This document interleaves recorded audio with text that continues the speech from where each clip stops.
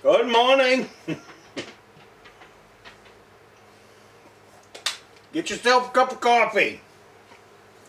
Today's video, I'm going to talk about 6 tips on how to be more self-reliant, especially in today's age, and how they want to change absolutely everything that we have held fast and true to for so many years. So stick around for that if you're interested. I got 6 tips on how to be more self-reliant in today's age.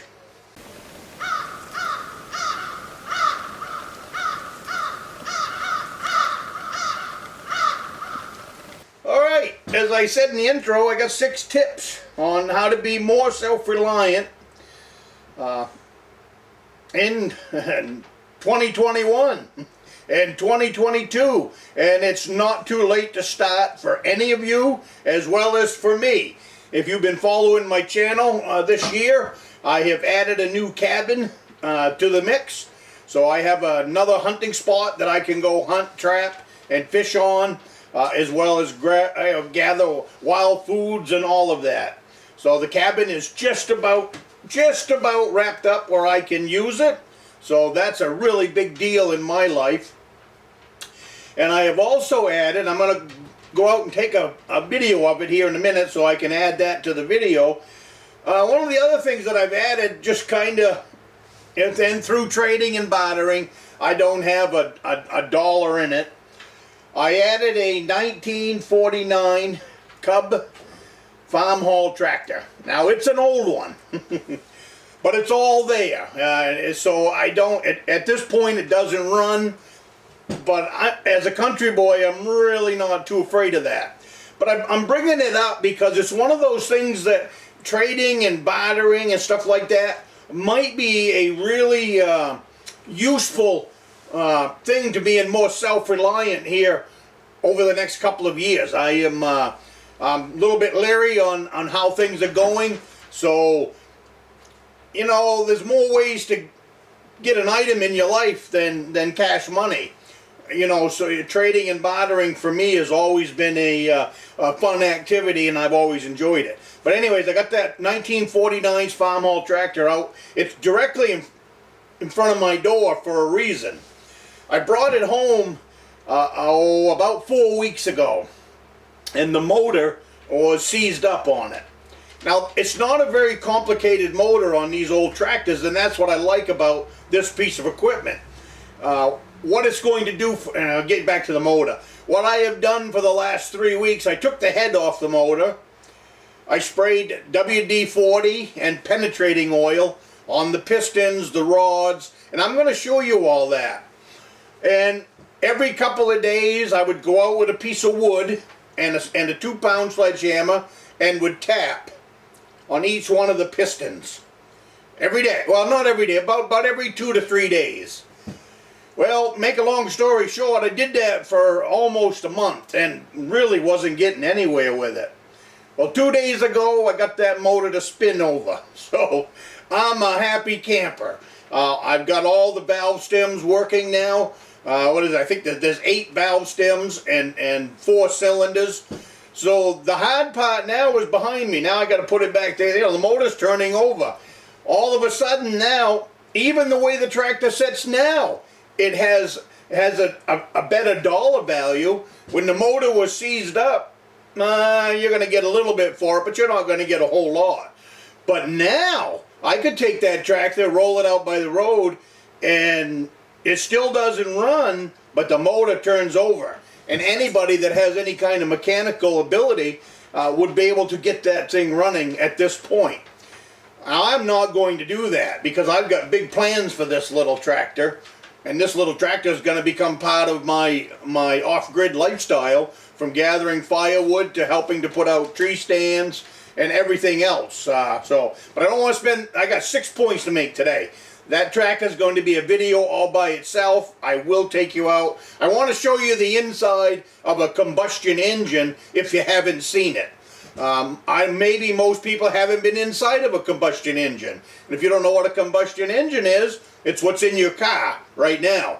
They all work more or less the same way. They work on compressed gasoline, explosion from a spark plug, forces the piston down, turn the motor over. I want to show you the pistons going up and down, and I want to show you the pistons, and I want to show you the valve stems in case you have never been in there.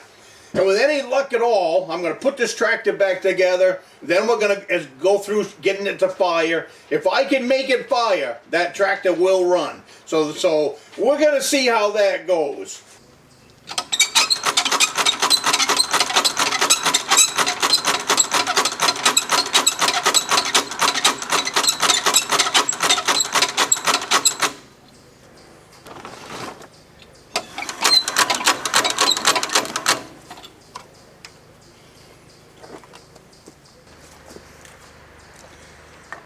Having trouble with that one.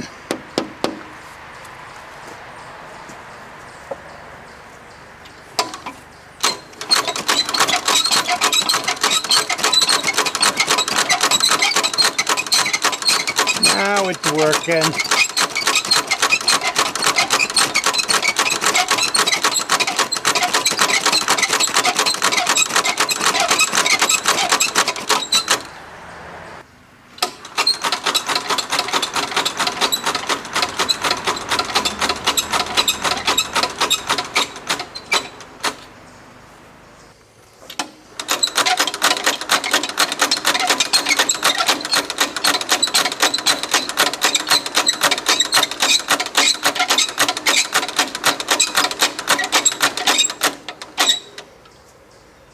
Good afternoon, my name is Tom.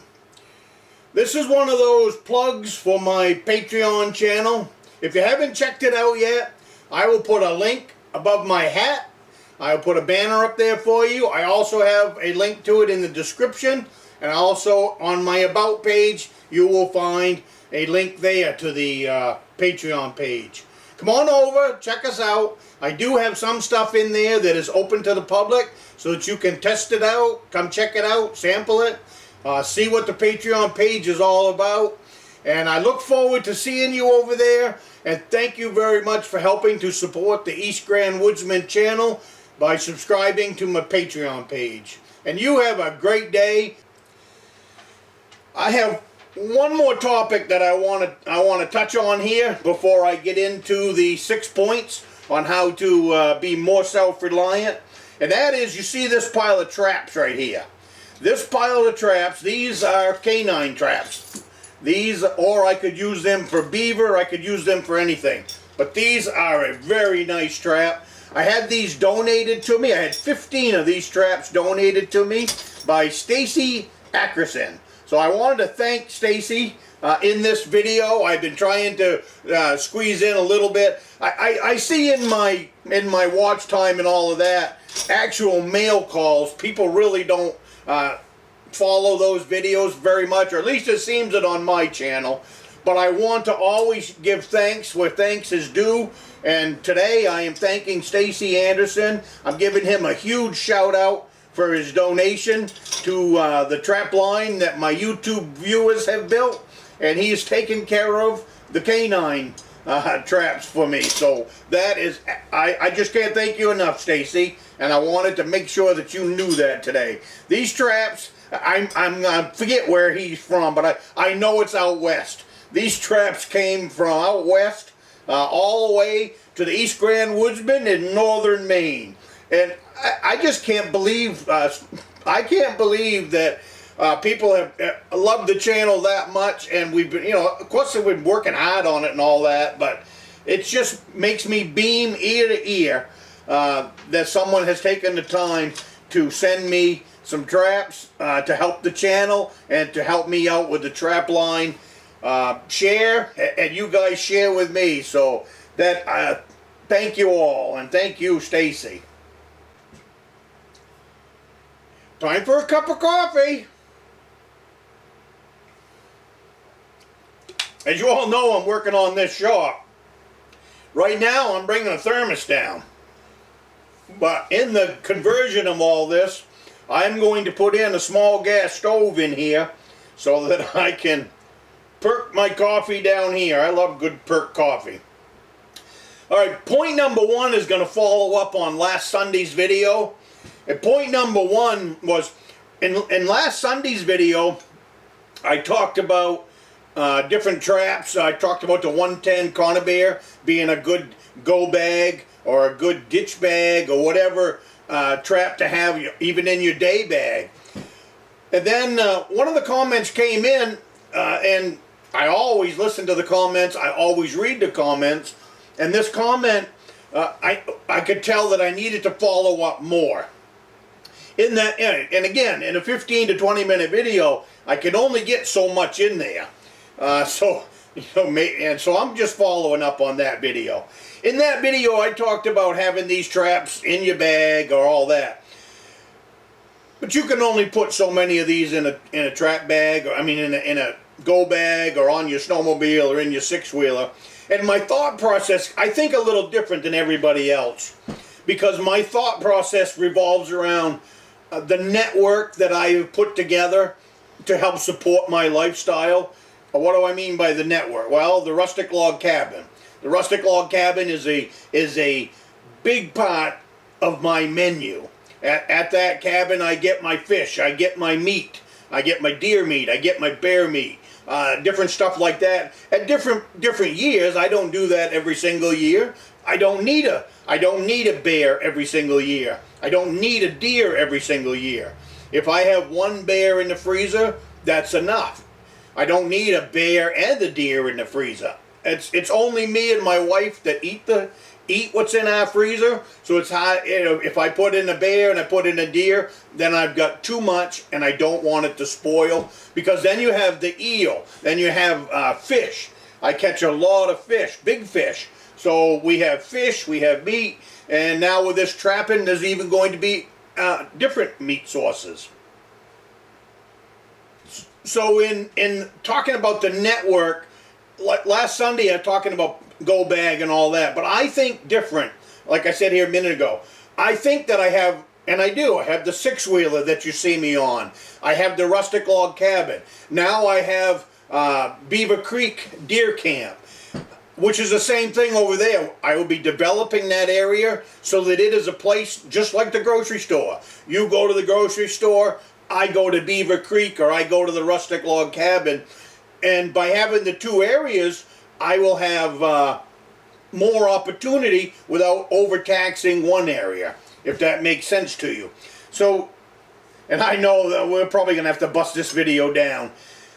But my thought process last week was more than just having it on your go bag or in your four-wheeler. At each one of these cabins, and I think it would be good if you own a cabin the same way. It would take absolutely nothing to have a dozen of these at your cabin, or 2 dozen.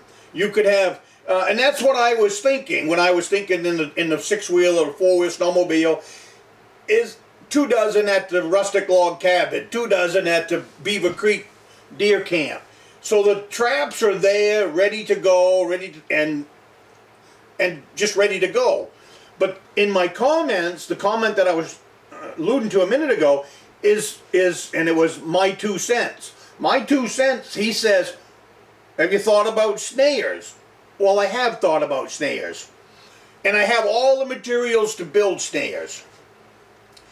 Now, all of this, the traps have a legal season. So you can hunt, you can trap with traps on a legal season.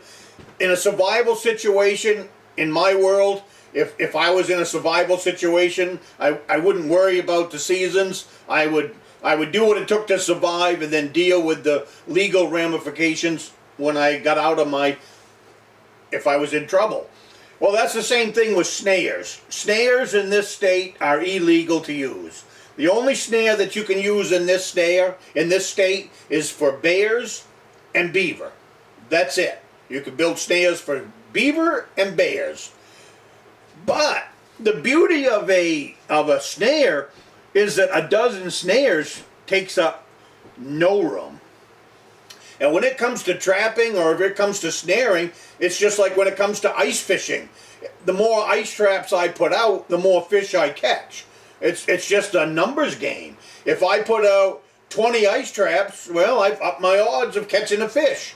And here's what, now you can only fish with 5 traps in this state, but here's the thing to it. Now I can If I fish from 6 o'clock in the morning until 6 o'clock at night, I've upped my odds. If I only fish from 9 o'clock in the morning to 2 in the afternoon, that doesn't give me very much time to catch my fish, which would help me getting back to our 6 points, being more self-reliant.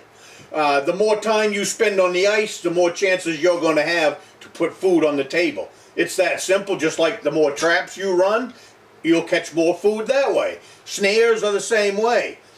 Even though they're illegal, in a survival situation, having a dozen snares in your backpack, you got a dozen chances of getting supper that night. And what I've got here is I have all the materials for building a nice snare, especially for small game. And these would be small game. This stuff is really cheap. This probably cost me $30. It's 500 feet of 1/16 cable. 500 feet. That's a lot of snares for $30. And when you buy that, you would have to buy, these are the aluminum connectors for the cable. I forget what they're called. I don't know, it probably doesn't say. But anyways, it's in the same package. Oh shoot! You know, when you get older, you don't remember quite as well. You give me a second. Swage. These are the aluminum swages for the cable. You need one that will allow you to make a loop. This one, so you can put two. You can predict the end of the cable, and I'll do a video on this later on, and how to make a snare. But you need the aluminum swages for the cable, and you also need a stop button to be able to produce a snare.